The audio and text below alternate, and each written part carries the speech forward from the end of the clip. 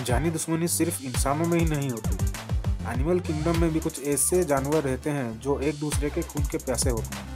तो आज हम बात करेंगे टॉप 10 एनिमल राइवलरीज के बारे में। तो पहले आता है क्रोकोडाइल वर्सेस एनाकोंडा। क्या होगा अगर हम दुनिया के दो लार्जेस्ट रेप्टाइल्स को एक सेम हैबिटेट में छोड़ दें और उन्हें एक ही एरिया में शिकार के लिए कॉम्पीट करना पड़े? तो यहाँ पे हम दोनों के एडवांटेजेस और वीकनेसेस डिस्कस करेंगे। क्रोकोडाइल की बाइट फोर्स दुनिया में सबसे घातक बाइट फोर्स में से एक गिनी जाती है। सही जगह पे एक बाइट दुनिया के सबसे बड़े सांप को भी मुसीबत में डाल सकती है। पर द एनाकोंडा अपने बोन क्रशिंग एबिलिटी के साथ मगरमच्छ को जकड़ के ही लाइफलेस कर सकता है। जैसा कि हम जानते हैं कि एनाकोंडास मैमल्स को भी अपना शिकार बनाते हैं, पर बड़े क्रोकोडाइल्स को निगल पाना उनके लिए थोड़ा मुश्किल होगा। तो ऐसा लगता है कि एनाकोंडा पहले हमला नहीं करेगा, पर क्रोकोडाइल अपने एरिया को बचाने और फूड के लिए स्नेक पर हमला करने से पहले दोबारा नहीं सोचेगा। रिसर्च में सॉल्ट वाटर क्रोकोडाइल्स के पेट में बुल शार्क्स के रिमेन्स भी पाया गया है, जो कि एनाकोंडास जितने ही बड़े होते हैं। फिर आते हैं हनी बीस वर्सेस एशियन जायंट हॉर्नेट। जरूरी नहीं कि सारे दुश्मनी बड़े जानवरों के बीच हो, कुछ छोटे छोटे इंसेक्ट्स के बीच भी गहरी दुश्मनी हो सकती है। ऐसी ही एक दुश्मनी है एशियन हनीबीज और एशियन जायंट हॉर्नेट्स के बीच। ये हॉर्नेट्स नियरली 2 इंचेस जितने बड़े होते हैं और इनका डंक या स्टिंग लगभग 1/4 इंच जितना बड़ा होता है। ये अपने बच्चों को खिलाने के लिए हनीबीज के यंग लार्वे को शिकार बनाते हैं, उनको चोरी करके लाते हैं। वो ऐसा इसीलिए कर पाते हैं क्योंकि हॉर्नेट्स की बॉडी का आउटर सेल जो होता है वो इतना स्ट्रॉन्ग होता है कि उनके ऊपर बीज के डंक का कोई असर ही नहीं होता। हनी बीज को अपने रास्ते से हटाते हुए ये सीधे उनके घोंसले पर घुस जाते हैं। जब आपके दुश्मन पर आपके वार का कोई असर ही ना हो तो आप क्या करोगे? पर हनी बीज ने इसका सलूशन निकाल लिया है। ये एकजुट होकर हॉर्नेट को घेर लेते हैं और इतनी जोर से वाइब्रेट करते हैं कि हॉर्नेट अंदर ही गर्मी के कारण मर जाता है। फिर आता है एलिफेंट वर्सेस राइनोसोरस। हाथियों को हम शांत जानवर के रूप में जानते हैं, ऐसे ही राइनोस भी शांत स्वभाव के ही होते हैं। ये दोनों विशाल जानवर कभी कभार एक ही एनवायरनमेंट शेयर करते हैं एग्जिस्टेंस के लिए। पर क्या होगा अगर उन्हें एक दूसरे से खतरा महसूस हो? तो ऐसे केस में उनका एक्सट्रीम एग्रेशन देखने को मिलता है, स्पेशली जब उनके छोटे छोटे बच्चे आसपास हों। यहाँ पे एक बड़ा फैक्टर ये भी है हार्मोन्स का। जब मेल एलिफेंट्स उनके मस्त पीरियड में एंटर करते हैं तब उनके टेस्टोस्टेरोन नॉर्मल लेवल से 60 गुना ज़्यादा होता है। इस टाइम में बहुत ही ज़्यादा एग्रेसिव होते हैं। वो इस टाइम किसी पे भी अटैक कर सकते हैं। पर राइनोसोरस एक ऐसी स्पेसीज है जो कि सिर्फ फाइट बैक करती है, खुद के एरिया को प्रोटेक्ट करने के लिए। साल 2000 में जवान मेल हाथियों का एक दल ने लगभग 36 राइनोस को मार दिया था। Killer whale versus the great white shark. बहुत हो गई जमीन की दुश्मनी, अब जरा समंदर पर भी एक नज़र डालते हैं। नीले सागर में द ग्रेट व्हाइट शार्क एक माना हुआ शिकारी है जो कि अपने फूड चेन के टॉप में हमेशा रहता है। ये शार्क्स अपने एग्रेसिव बिहेवियर के कारण इंसानों पर भी हमला करते हैं, पर वो इंसानों के अलावा बोट्स पे भी अटैक करते हुए पाया गया है। व्हेल्स को हम शांत जीवों में गिनते हैं, पर किलर व्हेल्स का नेचर उनके नाम के अकॉर्डिंग ही है। ये ज़्यादातर अपनी इफेक्टिव हंटिंग स्किल्स से सील या फिर पेंगुइन्स को शिकार बनाते हैं और ये समंदर के किंग को भी चैलेंज करने से नहीं डरते हैं। इनफैक्ट ये किलर व्हेल ही ग्रेट व्हाइट शार्क के ओनली नेचुरल प्रेडेटर्स होते हैं। शिकार के लिए कंपटीशन और बाई चांस एनकाउंटर ही काफ़ी है इन दोनों के बीच एक डेडली कॉन्टेस्ट स्टार्ट करने के लिए। Polar bear versus walrus. जब हम बड़े शिकारियों की बात कर ही रहे हैं तो पोलर बियर कैसे पीछे रहता है?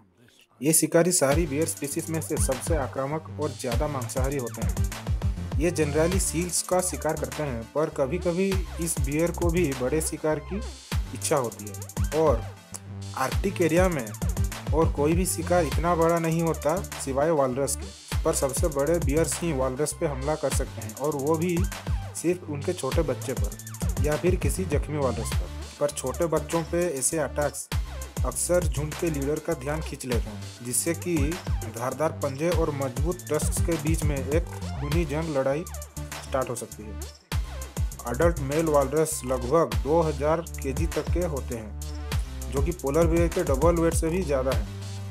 इस लड़ाई में बियर चाहे वॉलरस को मार डाले या फिर पीछे हट जाए, पर उसके बॉडी पर लड़ाई के ये गहरे घाव बहुत दिनों तक रहते हैं। मोंगूस वर्सेस कोबरा। क्या होगा अगर एक वार्म ब्लडेड मामल को कोबरा के सामने रख दिया जाए? क्या कोबरा हमेशा जीतेगा? ये जरूरी नहीं। मोंगूस या फिर नेवला ओनली 1 या 2 फीट लंबा होते हैं, पर ये बहुत ही आक्रामक, फुर्तीले, स्मार्ट होने के साथ साथ पीछे हटना नहीं जानते। ग्रीक हिस्ट्री के मुताबिक इन्हें क्रोकोडाइल के अंडे तक चुराते हुए पाया गया है। कोबरास जो कि एक्सट्रीमली वेनमस होते हैं और अपने से 100 या फिर 1000 गुना बड़े एनिमल्स को भी मारने की काबिलियत रखते हैं, पर नेवले के चमड़ी और उसके बाल के कारण वो स्नेक वेनम से इम्यून होते हैं। उनके बॉडी स्नेक वेनम के लिए रेजिस्टेंस की तरह काम करती है। इसी के कारण नेचर में मोंगूस स्नेक्स के शिकारी के रूप में भी जाना जाता है। Hippopotamus versus crocodile. क्रोकोडाइल्स कभी भी मिलजुल कर रहने में यकीन नहीं रखते, और चाहे दूसरे क्रोकोडाइल्स के साथ हो या फिर किसी दूसरे एनिमल के साथ। जब वो एनाकोंडास के साथ नहीं लड़ रहे होते हैं, तब वो अपने नदी में रहने वाले कॉम्पिटिटर्स हिप्पोस से लड़ते हैं। ये शाकाहारी प्राणी देखने में बहुत ही लेजी लग सकते हैं, पर जरूरत पड़ने पर ये आक्रामक तरीके से भी पेश आ सकते हैं। हिप्पोस के बच्चे बड़े शिकारी जैसे कि लायंस, हायना के लिए स्वादिष्ट आहार होते हैं, इंक्लूडिंग क्रोकोडाइल्स, पर हिप्पो बुल्स उन्हें इसकी टारगेट बना लेते हैं। इनफैक्ट कई केसेस में पाया गया है कि क्रोकोडाइल्स को रिलोकेट होना पड़ा है या फिर उन्हें अपनी जान गंवानी पड़ी है सिर्फ हिप्पोस के ज़्यादा नज़दीक आ जाने से। Lion versus hyena. जब क्रोकोडाइल्स और हिप्पोस आपस में लड़ सकते हैं, तो अफ्रीका के शिकारी कैसे पीछे रहते हैं? जानी दुश्मनी की बात करें तो जैसा कि हमने बहुत सारी मूवीज़ में देखा है, लायन एक पावरफुल और पावर हंग्री एनिमल होता है, जो कि वो पावर हाइनास के साथ कभी शेयर नहीं करता। टाइम की शुरुआत से ही हाइनास और लायंस एक दूसरे के शिकार चुराते आए हैं और दूसरे के छोटे बच्चों को टारगेट किया गया है। जबकि लायंस बड़े और ताकतवर होते हैं, हाइनास की स्ट्रेंथ होती है उनकी नंबर्स, वो ग्रुप में ही अटैक करते हैं। फूड के लिए कंपटीशन इन दोनों के बीच एक खूनी जंग को दावत दे सकता है। इनकी फाइट कभी कभी कई दिनों तक चल सकती है। साल 1999 के दौरान इसी तरह एक लड़ाई में 35 हाइनास और 6 लायंस की मौत हुई थी। इनका यह जंग लगभग 2 हफ्तों तक चला था इथोपियन डेजर्ट में। हर रात ये जानवर एक दूसरे पे खूनी तरीके से टूट पड़ते थे और सुबह होते ही अपने अपने डेंस में लौट जाते थे, जैसा ये दिन में सूरज की तेज गर्मी से बचने के लिए करते थे। Dolphin versus shark. समंदर में शार्क से ज़्यादा फियर शायद ही कोई और क्रिएट कर पाए। डॉल्फिन्स को जाना जाता है अपनी हार्मलेस फ्रेंडली अंदाज के लिए, पर असल में वो इतने इनोसेंट नहीं होते। हिस्ट्री में कभी कभार डॉल्फिन्स ने इंसानों को शार्क्स के हमलों से बचाया है। डॉल्फिन्स एक पैक की तरह काम करते हैं और शार्क को चारों ओर से अटैक करते हैं। वो अपने राउंड नाक का यूज करते हैं और शार्क के सॉफ्ट अंडरबेली को स्ट्राइक करते हैं। हालांकि एक सीरियस शार्क बाइट डॉल्फिन का काम तमाम कर सकती है, पर मोस्ट ऑफ द केसेस में डॉल्फिन्स का झुंड शार्क्स को मार डालते हैं। Grizzly bear versus wolf. Bears और वोल्व्स के पास एक दूसरे से लड़ने के बहुत ही कम रीजन होता है। जंगल का बड़ा इलाका इन दोनों को फ्रीली रहने के लिए काफ़ी होता है और वो फूड के लिए एक दूसरे से कम्पीट भी नहीं करते।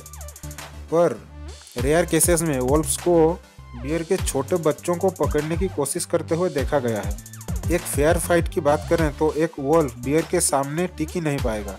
ग्रिजली बियर किसी भी वोल्फ से 4 गुना बड़ा होता है। इसके भारी पंजों का एक बार वोल्फ का सीवियर इंटरनल डैमेज कर सकते हैं, पर जनरली वोल्फ पैक्स में शिकार करते हैं। उनके स्पीड और इंटेलिजेंस के मदद से वो अपने स्ट्राइक्स को कोऑर्डिनेट कर सकते हैं, जिससे वो बियर को हरा पाए। ये फाइट स्ट्रेंथ वर्सेस नंबर का है, जहां नंबर हमेशा जीतता है। वीडियो को लाइक, शेयर एंड सब्सक्राइब जरूर करें और वीडियो आपको कैसी लगी कमेंट में जरूर बताएं।